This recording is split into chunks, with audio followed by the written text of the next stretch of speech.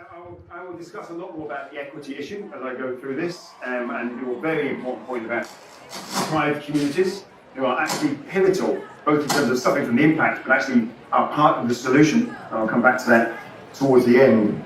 I appreciate a lot of the comments that are made on animals, and what we're doing to the to the ecosystems of this planet that have been here for pretty much 3 billion years, probably various forms of ecosystems since we've had some sort of life on this planet. And we've been here for a nanosecond and destroying huge numbers of those. I can't remember the numbers off the top of my head, but it was looking somewhere recently at the mass of domestic animals compared to the mass of wild animals, and it's just basically it's all domestic now. There are no wild animals left on this planet from a proportional point of view. So it's just really disturbing what we're doing there. What can we do about China? Well, lead by example would be not a bad idea. Close our fossil fuel industry down with some just transition for the workers. But there are lots of other things we can do about China. We're going to have to tackle the WTO on that, and I'll come back to that again a little bit later. The World Trade Organization. We need to make sure that we already don't import things if they're poisonous. If they've got lead-based paints in toys, we don't import them. Well, how come if they've got a high carbon footprint? How come we don't import those? Because they're also very dangerous to our children as well. So we have to rethink some of that sort of agenda. I don't know where to go with all this.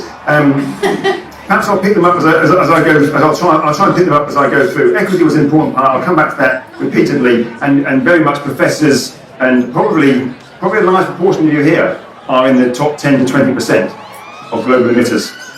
If you're on a plane once a year, put yourself in that category. And those of you who aren't here at university, you're desperately aspiring to consume as much as possible. That's why you're at university. And unfortunately, that's the measure of progress in our society. We don't have to be like that, but that's what we have at the moment. It's our job to kick it. I'll make one comment on the system thing. I think the system and the individual, that sort of language is actually unhelpful. They're two sides of the same coin. And there also is one of the issues of leadership. Leadership is not top-down. Leadership is as much bottom-up as it is top-down. And I'll make that point some way that one of the points I wrote down here, there's a democratic contract that we have. So climate change is about politics, not about with a big P, with a small p. Climate change is a political issue. I do not want it divorced from politics. It's not a science issue. It's a political issue. It's a cultural issue. And that means we have a role in that. In a democratic society, we have a role. We are contractually obligated to engage with our policymakers. If we sit on our asses at home just moaning and not engaging, then it's not their fault, it's our fault. So it's a partnership between bottom up and top down. And I'll come back to that a bit more. And the energy vendor, it would help the link, and I'm probably getting boost this, they should not have prematurely closed down the nuclear power station. What you do not do is close down nuclear power stations prematurely. You may not build new ones, you do not close down your existing ones. That is a stupid thing to do when trying to deal with climate change. It's about 5 to 15 grams of carbon dioxide per kilowatt hour compared with CCS at about 100 to 200 grams, gas at 450 and coal at about 900, so it's very, very low carbon. Maybe you don't build any more, but you don't close them down and expand the lignite mine next to the Bonn COP last year, which was offset, of course. It was a zero-emission COP last year, so they offset it even though they were expanding the lignite mine next door at the time. There are lots of problems with some of these things that are ongoing, but we also have to look for the good lessons in there as well. There's some good things that come out of energy vendor in terms of solar and so forth. Anyway, I'll progress from that, and hopefully I'll touch on these as I go through, and if not, you can grab hold of me later on, gently. So what was our response to the challenge I'm sort of laying out here? Well, I think we have to start with a bit of humility. We just have to remind ourselves, particularly for people of my generation, I can see quite a few who are here of my generation, maybe even fractionally older.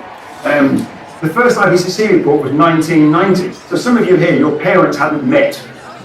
Your parents may have only just been reaching puberty when we had the first report out from the IPCC. So throughout all of your lives, your parents and I and other people of my generation have known what to do about climate change. Those of us that aren't struggling day to day. And yet in 2017, emissions were 65% higher. So not only have we known what to do, but we just watched the emissions go up. We haven't cared about your future.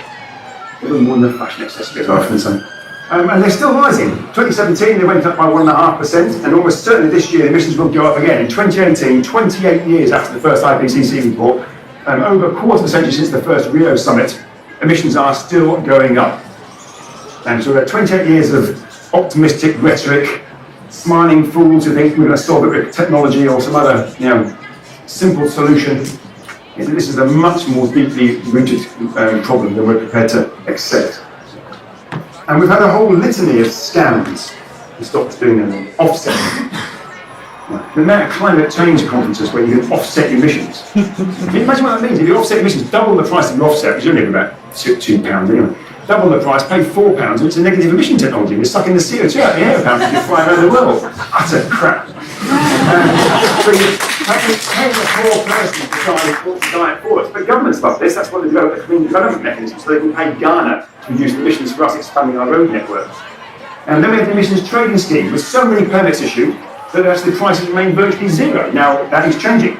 But years later, after we've stuffed all the CO2 in the atmosphere, we've got afforestation, which actually is being used in Sweden now. We're going to expand our land of airport around Stockholm, the main airport in Sweden. It's been compensated for emissions because we're going to expand the forestry in Sweden.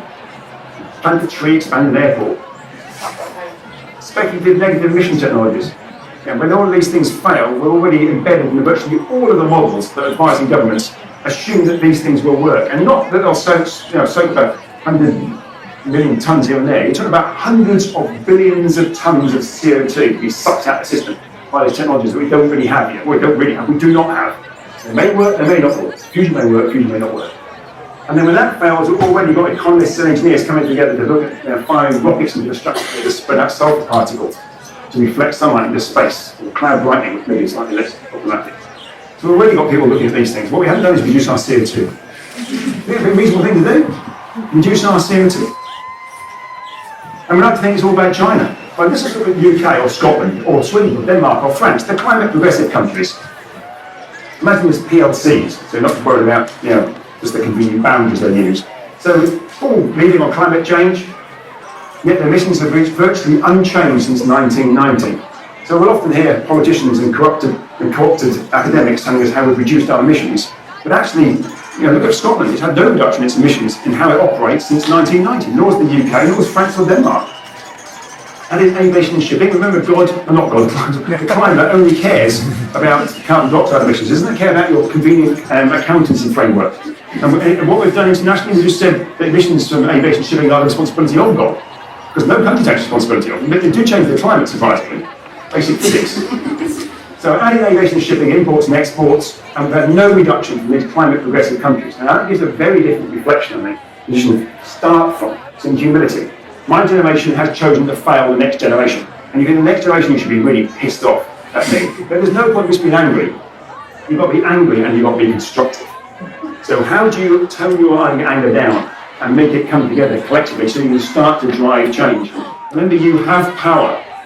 You don't have to wait for power when you get older. You have power now in many, many respects, particularly collectively. Start to exert that power to push my generation who's chosen to fail you to do something differently. Or just take it from us.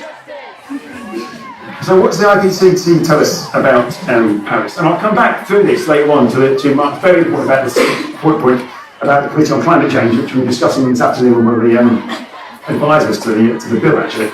And I synthesise all of the IPCC in this one sentence, which is probably a little unreasonable. It's all about carbon budgets from a temperature point of view. It's not about long-term targets. And we've known this for years. In fact, the first report on carbon budgets, which we did, I think, with Simon years ago, and looking at the carbon budget was something like 2006 in Timberton. So how big is the carbon budget that we have? The carbon budget is the total amount of CO2 we can dump in the atmosphere for any given temperature. And there's quite a lot of uncertainty around it, but there's a good enough proxy for us to understand what the policy government should be delivering. So I'll take the stuff out of the synthesis report here and take the sort of headline numbers from that. To stay well below 2 degrees centigrade, we have something like 750 billion tonnes of CO2 we can dump in the atmosphere. And probably to quite a few of that means nothing. It's about as useful as 1.5 or 2 degrees centigrade. Unfortunately, we use this language which is not meaningful to most people. But most of you probably got some basic maths and arithmetic, and if not, you've got your phone with your calculator on it. So you've got 42 billion tonnes of what we've dumped out into the atmosphere last year in CO2. So a quick calculation will tell you we've got about 18 years of current emissions before we have nothing left for 2 degrees C. Forget 1.5, that's just 2 degrees centigrade. Now, of course, the 750 might be a bit bigger or a bit smaller. There's some uncertainty around that, and if you're I would argue, actually, if you take any precautionary approach, you go for the slightly smaller version. You think the climate sensitivity is a bit higher. But some people think the time density might be a bit lower. So it could be a bit larger, a bit smaller, but it does not change the policy law. That's basically the headline number from the IPCC. So let's look at this graphically here. So this is one of my uncle lives. He's sat there now watching Alba, excellent program, or the country western program that he watches. There's a crofter on the Isle of Man. So these are emissions historically, and before Paris we were heading in this direction. It's like 4 to 6 degrees centigrade of warming, which I think is just worth bearing in mind. That between now and ice age is about 5 degrees. So we're talking about something that would normally occur over thousands or tens of thousands of years, occurring in half an hour, basically. So that's where we were heading before, according to the science. Then we have to make sure that we don't have too much precision in the science. We have a lot of accuracy and with ranges, but we don't have a lot of precision. So we don't know it's 4 degrees C or 6 degrees C we're heading, but in that sort of direction where we were going. Now with the Paris Agreement, we've reduced that significantly to something like 3 or 4 degrees centigrade of warming. But the only real reason I think that we moved from the other one to this one, and this ongoing discussion we're having with some colleagues on Twitter about this, particularly Glenn and Pete, who I have a lot of time for here, and we actually agree on this one, is that actually really that shift is because of the economic crisis. It's not because of judicious climate change policy. Now, it happens to coincide with some improvements in climate change policy, but overall, the shift is almost certainly just because of the banking crisis. So we can thank them for that, but anything we can thank them for. And to stay well below 2 degrees centigrade, we have something like 750 billion tonnes. That's it. It could be a bit more, it could be a bit less, depending on your view whether you want to gamble in children's future or secure your children's future. So that looks like 750 billion tonnes there or thereabouts. That's zero emissions from energy by about 2050. And I won't go into talking a lot about agriculture, but it's a really important part of the picture as well, particularly in Scotland. Probably 25% of the warming, roughly, from the Scottish emissions have come from non-CO2 agricultural type emissions, including significant methane in that. So it's an important sector. We know what to do about it. We know how to reduce the emissions by eating less red meat, moving away from ruminants, animals with 2 stomachs. So if you want to eat animals at all, it's animals with 1 stomach, pigs and chickens, that'll give you a sort of 50 to 75% reduction in emissions. If you move to a plant-based diet, that helps even more, and certain plant-based diets are better than others. So there are lots of things we can do about food, and obviously the wastage side, well, that's important as well. But the most important thing is actually to shift from animals with 2 stomachs to not animals with 2 stomachs. That's where the biggest jump can be made. And as an uncle who farmed black-faced sheep for 50 years, and my uncle did, he doesn't like me saying this, but really his sheep were part of the problem. but we all eat them, or at least we did. But that picture there is the for energy, and that Paris actually has this really important element about equity. The Paris Agreement does, the Copenhagen Accord did, the Kyoto Protocol talks repeatedly about the equity implications, and that's basically saying that the wealthy nations will take longer to make the reductions. The poor nations will take longer to make the reductions than the wealthier parts of the world. And most of us accept that's a reasonably fair thing to do, but if you look at the CCC, for instance, the CCC do not embed any equity in their analysis. In fact, they would go the other way around, and it's highly inequitable on CCC, and I'll come back to that a little bit later. So the CCC is not independent in that sense. It takes quite a political view about the UK should take a very colonial view and take a larger chunk of the pie. So we have, what I'm laying out here, I think it's far removed from this sort of enthusiastic cheering at Paris. Much I was in favour of having the Paris Agreement. And why is it we've done this? How is it we can be so enthusiastic about how we're achieving our targets, our goals, our commitment on climate change? And I think it's because the policymakers have received, and I would say have wanted to receive, a very different story. And it's by being dominated by a group of what I refer to as integrated assessment models. They're mostly economists, but they're advised also by engineers and some scientists. They take a relatively simple climate model, they embed a broadly, generally neoclassical growth model in the middle of it all, and then they bolt in some other stuff about transitions theory and so forth, and various algorithms. So it's all a big equation thing, and wind the wheel out pops us cost optimal, or sometimes they call it a cost effective option. So it's a big model of the world, with social cost of carbon, and all those things embedded in them in mathematical forms. And these have or imply massive carbon budgets, much bigger than comes out of science, and therefore much less mitigation. And when you look at the median level of the median scenarios for the 66% and better submissions for 2 degrees C submitted to the IPCC, you get out something like 1,600 billion tonnes of CO2. Remember before I said it's about 750 from now. That's from 2017. Yeah, so it looks like that. So what you have here is what you get out of science, if you like, working group 1. That's more like working group 3, which I personally think should not be in the IPCC. I don't think we should have mitigation in the IPCC. I don't think working group 3 should have ever been there, because it's so much more political than obviously the science is. Science is as near as possible neutral. scientists never, science is more neutral, scientists never are, but the science gets near to that. The word group 3 doesn't get anywhere near it.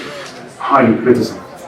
So for a likely chance of 2 degrees centigrade, we've got 2 options here. We've got the science telling us we've got 800 billion tonnes in 2017, or about 750 billion tonnes from 2018. And remember, this year we've used it, so we're now getting very near to only having 700 billion tonnes from 2019. And we've got the modelers telling us, no, don't worry, you've got 1,600 billion tonnes. So, and which one are you going to choose for your policy maker? Which one are you going to choose as you're an academic flying to another essential conference around the world?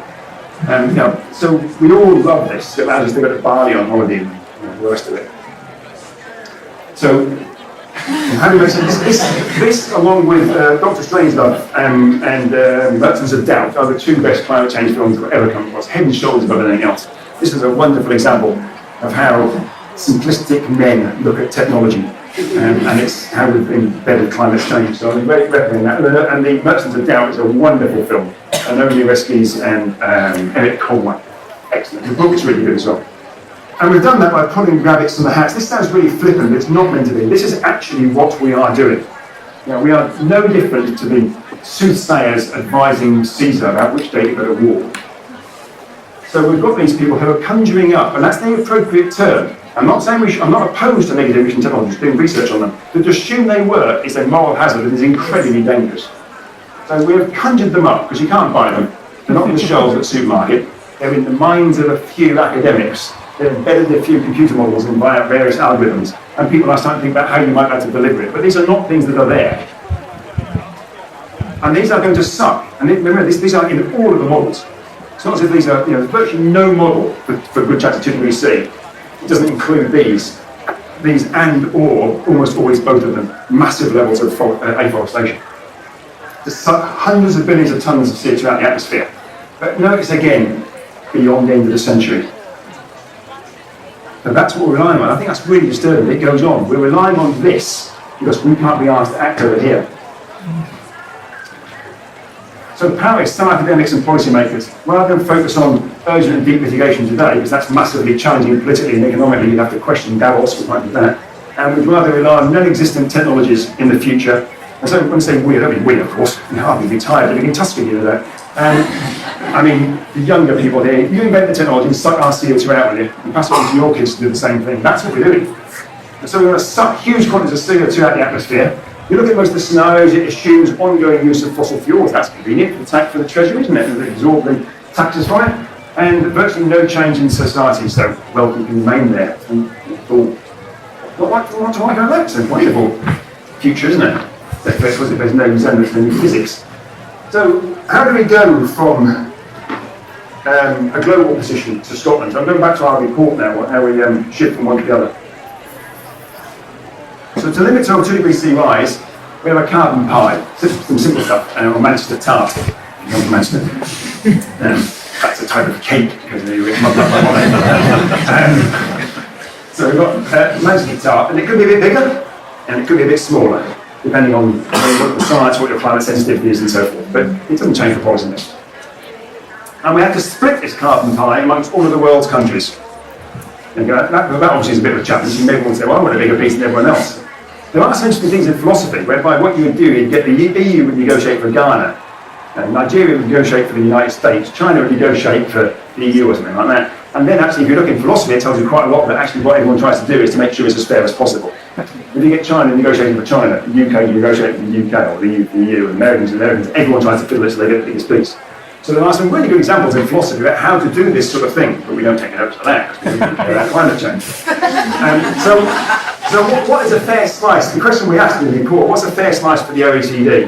And I'm not going into the details of this, but basically what we've assumed here are massive changes to the poor parts of the world, non-OECD countries, much more challenging than is covered in any of the literature. So it's not as if we've let the poor parts of the world down. I haven't put the plots up, I can tell them about it if you want to ask me. And we've then said, of the carbon budget for the globe, 2 degrees centigrade, take off what we assume for the non-OECD, what's left for the OECD? And again, that could be a bit bigger or a bit smaller. Then we looked at the OECD and said, what's the proportion for Scotland, for the UK? And we've done that on the basis of things like population, GDP, and grandfathering, in other words, historical emissions. And we used it not just the 1 year before, but it would take like 5 or 6 years and then to average them out in case there's any anomalies. So the middle sort of study in science. And then we've asked, how much do the Scots get?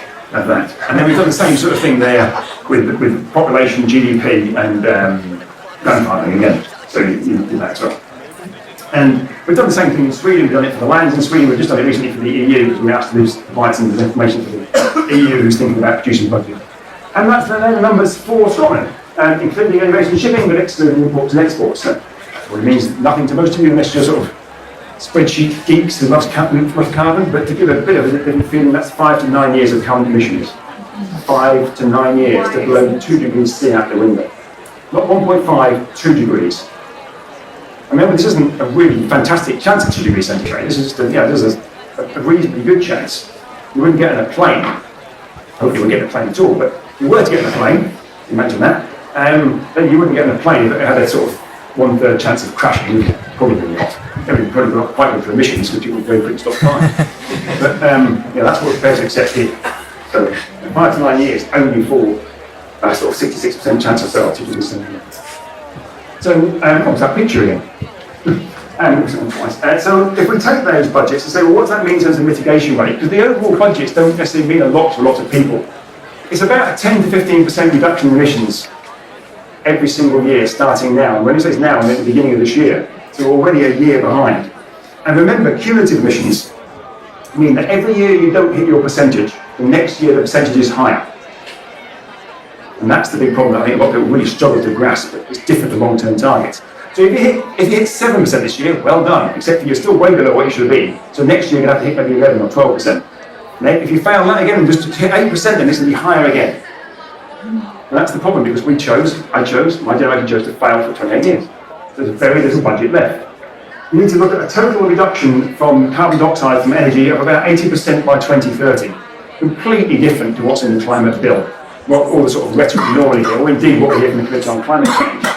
And a fully decarbonised energy system by about 2035, 2040, and that's ships, industry, fridges, cars, everything. And remember, only 20% of the energy we consume at the moment is electricity. 80% of it is not electricity. There's a massive agenda just trying to electrify a lot of things, as well as making low-carbon electricity.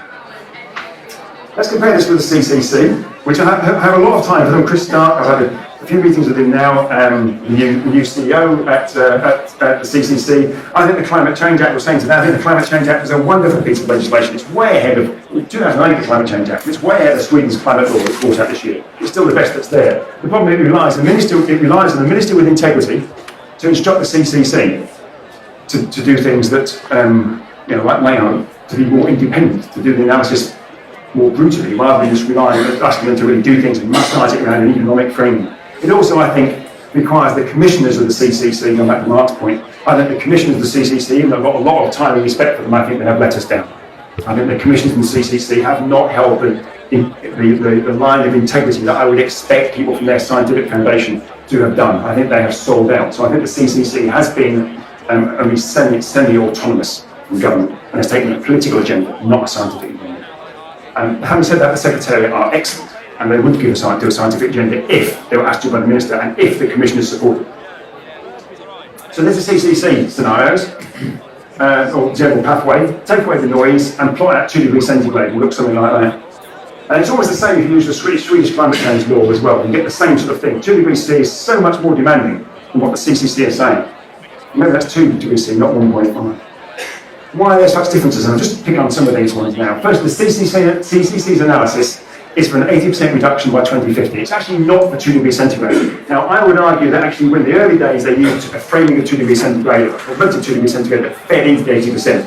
But they repeatedly have told me, when I really pushed them on this, Chris Stark and others there, that they have not given advice on either 2 degrees centigrade or 1.5.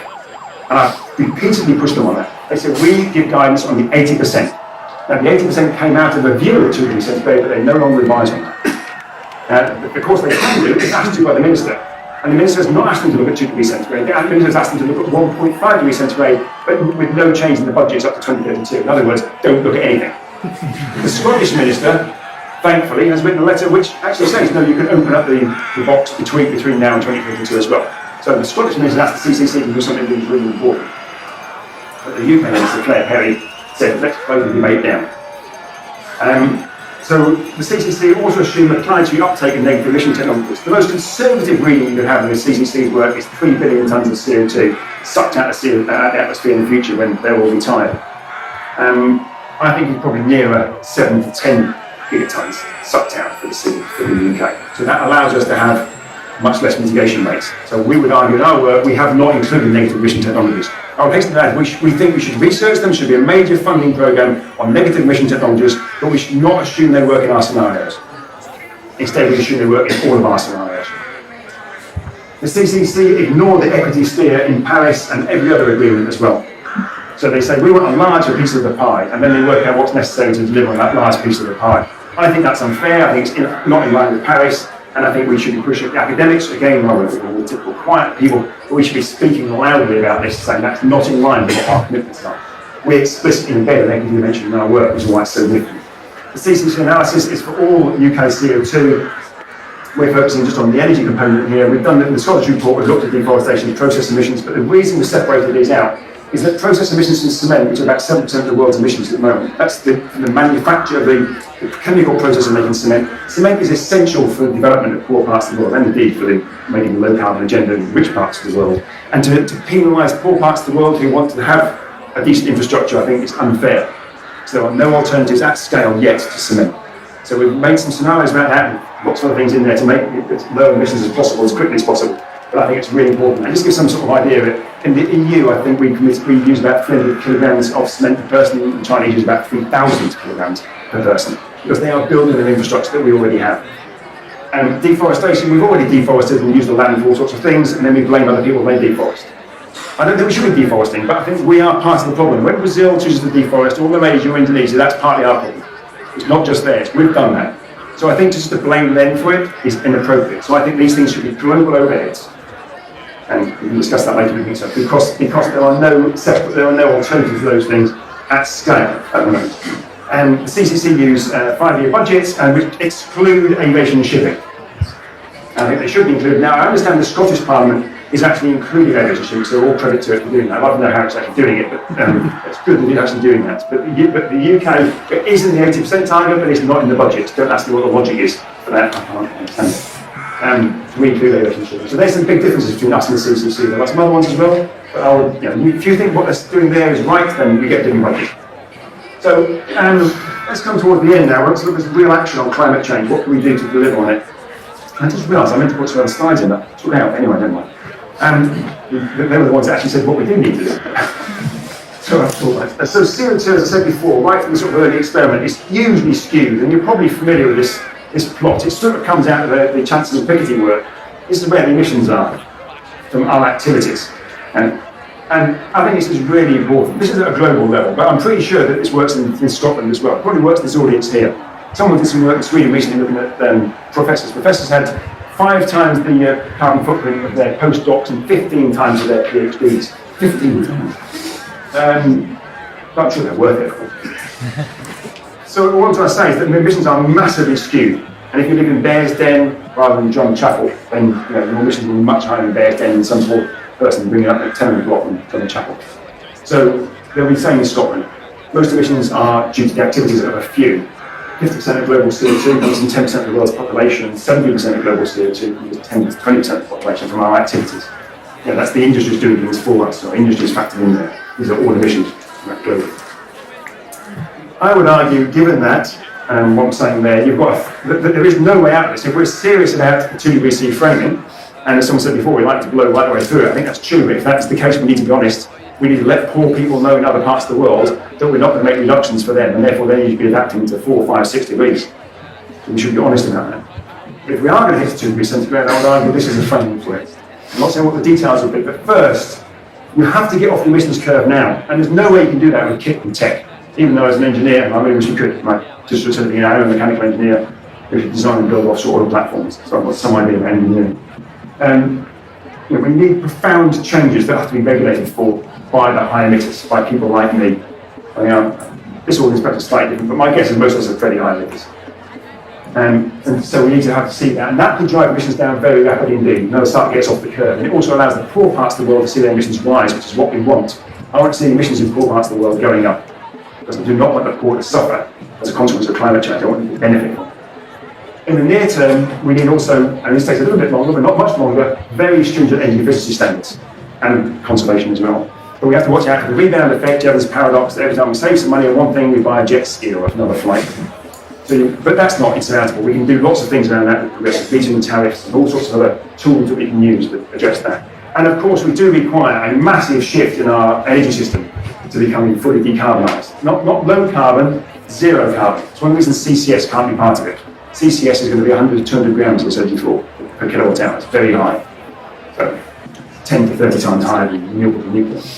So we need and I call it a Marshall style, not because I think George Marshall's plans to stop the communists coming to Europe was the right thing, or perhaps it was the right thing, but not for those reasons. But actually the reconstruction of Europe after the Second World War gives us a flavour of the sorts of changes we're talking about. We're not talking about piecemeal adjustments with the odd bit of carbon tax and all the other tweaking that the integrated assessment models and everything else does on this. We're talking about something much, much more fundamental.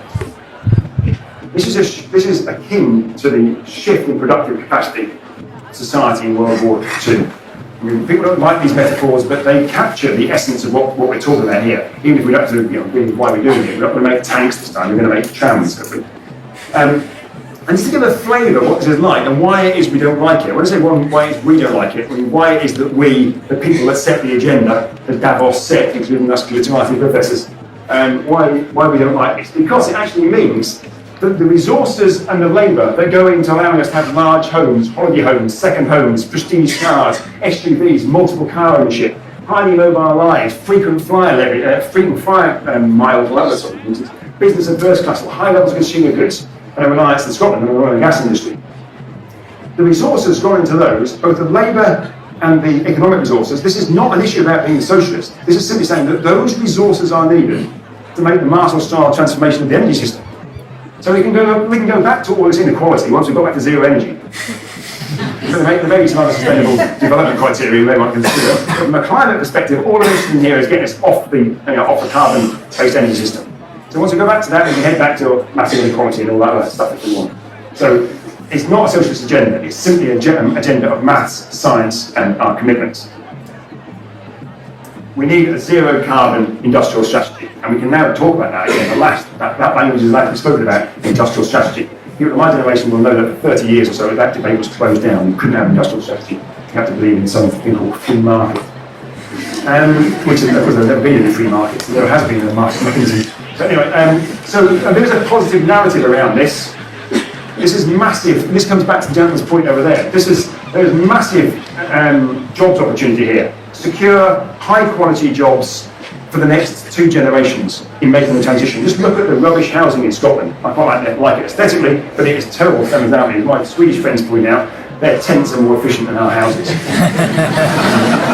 and so we need to retrofit the existing housing stock that's going to be here in 2050, which is probably most of the houses. 25 million houses in the UK, probably most of those, 17 million or so, will still be here in 2050. We need to make sure all new houses are passive houses and hopefully have produce energy as well. So there's a whole lot of work there. We need to eliminate fuel poverty. Every government has tried to do that and fundamentally failed since the Second World War. And so we spend a fortune on health and bills for kids with bronchial problems because they're living in houses that are full of fungus. You know that the landlords are making a fortune. We need to improve our urban air quality. Particularly, of course, it's the poor kids living in the cities that are getting affected by the rat routes that we all use as we drive in and out of the cities. So the IPPR does some interesting work on that in London, with the extra implications of the congestion charge.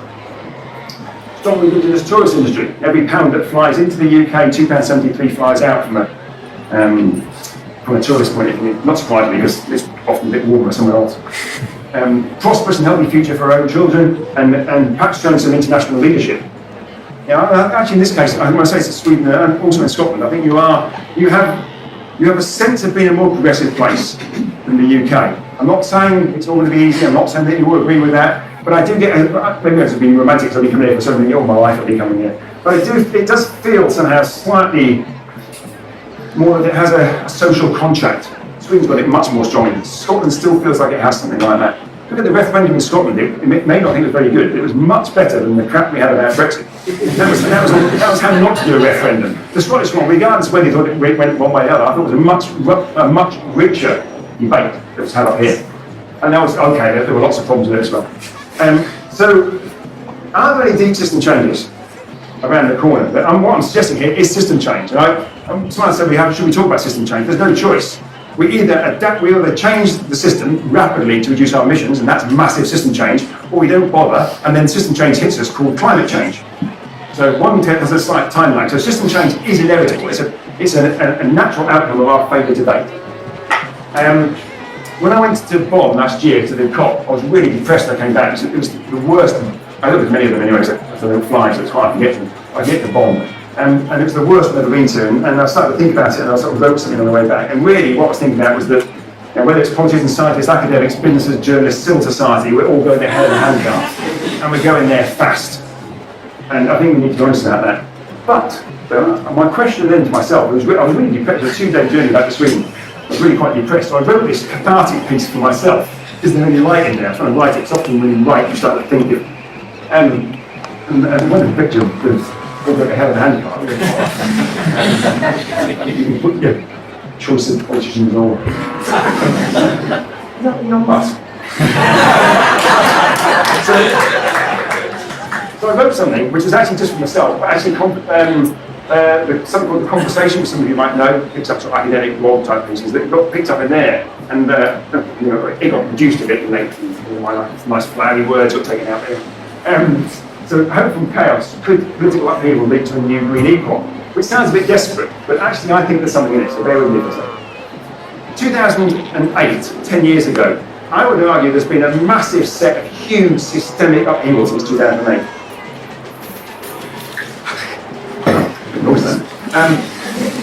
First, the banking crisis. Go back to 2006 and say, I think the Chancellor should sign a cheque for £500 billion for next year. And of course, no one would dream that was appropriate at all. Yeah, there's something there, yeah, sorry, it's just the air getting in that's like, no, that's fine actually. So, quantitative easing. I think the banking crisis was something that no one envisaged occurring, or virtually no one. It was a massive system change. I'm not saying these are good or bad, I'm not saying any of these things are good or bad, you can make your own judgment on that. And we had quantitative easing, massive quantitative easing. My personal view is we shouldn't have spent it all on the banks. Spend half of it on the banks and half of it on the civil engineers to do our infrastructure. And social media. Who would have ever thought that social media would take off like it has? And after the last election, it was interesting hearing a number of editors on Radio 4, high-emitting, privileged, middle-class person who listened to Radio 4, and they were talking about the idea actually they no longer made the weather on the elections. They said actually it's social media. And a lot of people argue that's the same for Trump and Obama, and to some extent Bernie Sanders. But then Sanders and Corbyn, I think, are really interesting. The idea of the Americans, not that far off. I mean, if Sanders has stood against Trump, there's a reasonable chance, and quite a lot of people have said this, that he could have beat Trump because he's actually anti-establishment, because Trump's just a rich boy. So there would have been an interesting competition between the two. But the idea that Sanders, a man who said he was a socialist, wasn't shot is quite an achievement in the States. So this is a system change. But Corbyn, everyone was against Corbyn. The PLP, his own bloody party, were against Corbyn. The newspapers were against him. The Guardian was against him. The Eye was against him. The BBC was against him. No one liked Corbyn, except for the social media. And he did remarkably well. And he has changed the discourse, whether you like Corbyn or not, he's changed a lot of the discourse in the UK as a consequence. So I think these are really interesting system changes. Brexit and Trump. Go back 10 years, who would have thought we'd had something like Brexit and we'd be coming out of the EU? I mean, that wasn't something that people were envisaging, other than maybe France was, I don't know. And who would have thought someone like Trump would get in the US? I mean, it's like, not Forrest Gump, that'd be nice. But anyway, we thought it's pretty bad with Bush too. But Trump is an amazing character in some respects. But actually, they raise questions about the importance of the establishment and how come questions have been asked about that establishment. That's what's really important here, regardless of whether you think it's a good or bad thing. The Arab Spring. No one saw the Arab Spring coming. Okay, it turned out to be a disaster. And I'm not saying it's a good or bad. But no one expected the Arab Spring. The plummeting price of renewables that keep coming down at the moment, they're not stabilising at the moment, they seem to keep coming down. And that's causing a lot of problems for investors in energy, because you don't know whether what you invest in today is going to be much cheaper tomorrow. And the massive rise in the concern over fossil fuels, and even the IMF saying that fossil fuels are really problematic. So I think there's a whole suite of these things, and what I'm trying to make a comment here is that in themselves, each of these disruptions, they are massive disruptions. And when you live in a nice environment like Edinburgh, coming out of university every day, we forget these things happen to us. Even the austerity agenda, I mean, that gentleman was talking earlier about people he's dealing with, they suffered the austerity agenda. Simon and I don't think we spotted the austerity agenda, did we? We had to cut up where we went to dinner or when we went on holiday. So the austerity agenda was felt by some people and not others. But there were still big disruptions. But they were evolutionary, I would argue, in contemporary society. But broadly aligned, I would suggest that you could see something here that guides more towards a much more revolutionary shift in society, and perhaps even a progressive and epoch-changing confluence of circumstances, which is roughly language. But I'm not saying it's going to happen. And I think if you left them just sort of chaotically or randomly, there would just be chaos. It would be a disaster. But if we start to try and align these to make an argument, a progressive narrative, whether you're left or right, a progressive narrative, what a good future looks like, I think, which we failed completely in Brexit to do that in one way or another. We didn't provide none of the discussions about a good future. It was all about fear on both sides. So revolutionary shift. And I would also say most political and economic pontificators, not just by naysayers and established elites, and that includes professors, grey-haired professors, remain incapable of seeing beyond their familiar 20th century horizon. I hear repeatedly people talking about what we can do to solve the energy crisis in the 20th century. I'm not in the 20th century, and nor are they. In fact, quite a few of the ones in my university are still in the 19th century.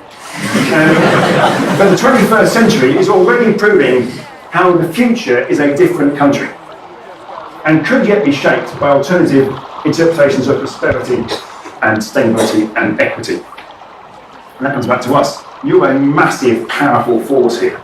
You can change the way that people vote, or the way that the MPs and MSPs vote in Scotland, by your engagement with them, or by your not engagement with them. Either way, they'll be influenced. So do we have something we can offer this new agenda? I would like to think post-growth. I don't want to go on about growth one way or another. I think it's a complete unhelpful term to use. A homogenous framing of the whole of society in one unit called dollars or pounds or whammers.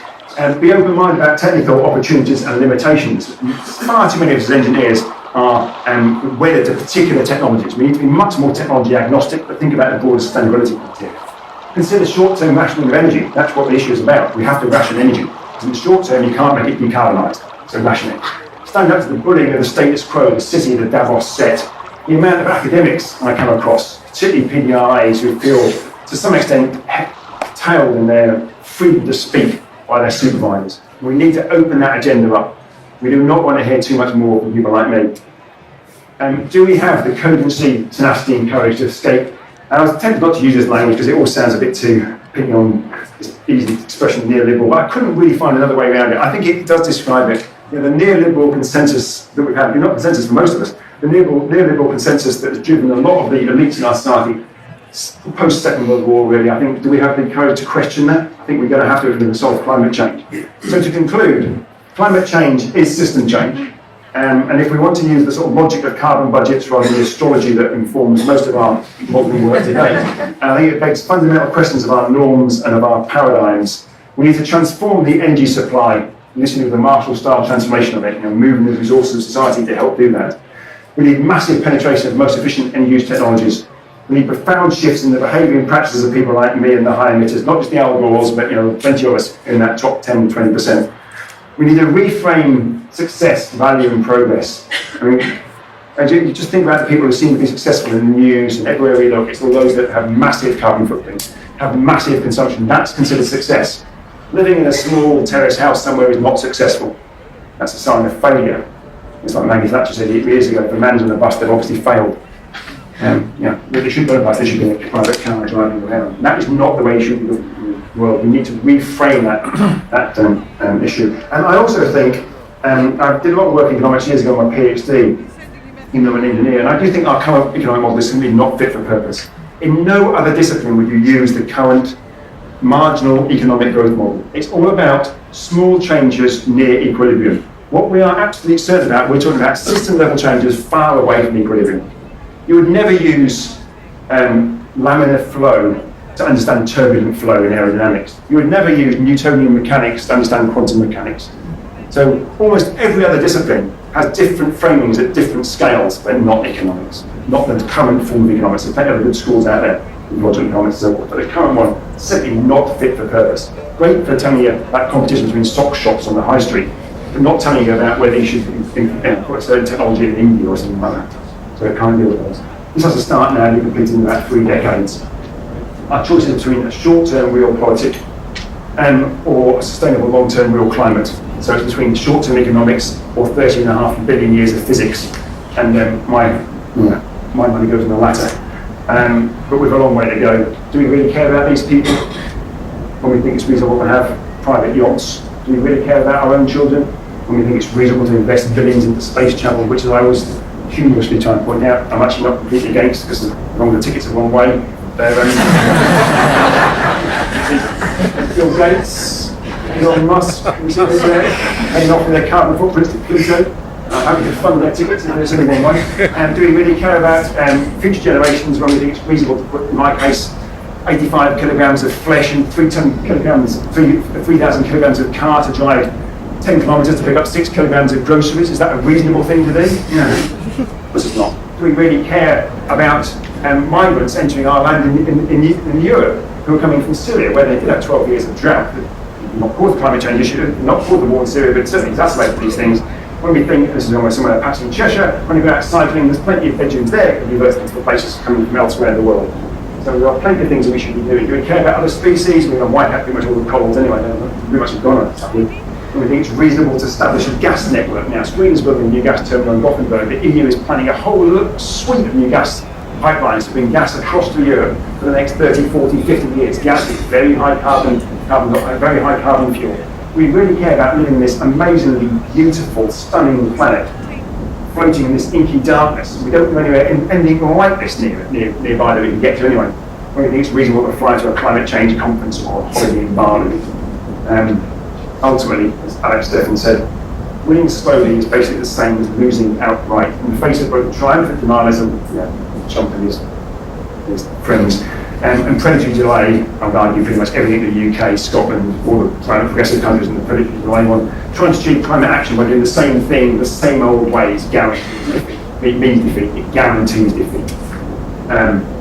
Scottish climate bill, there's some suggestions, think about, actually, I'm not have to agree with them, but there's some things we could think about, pushing our MSPs to reform the bill to make sure it is fit for purpose in the 21st century.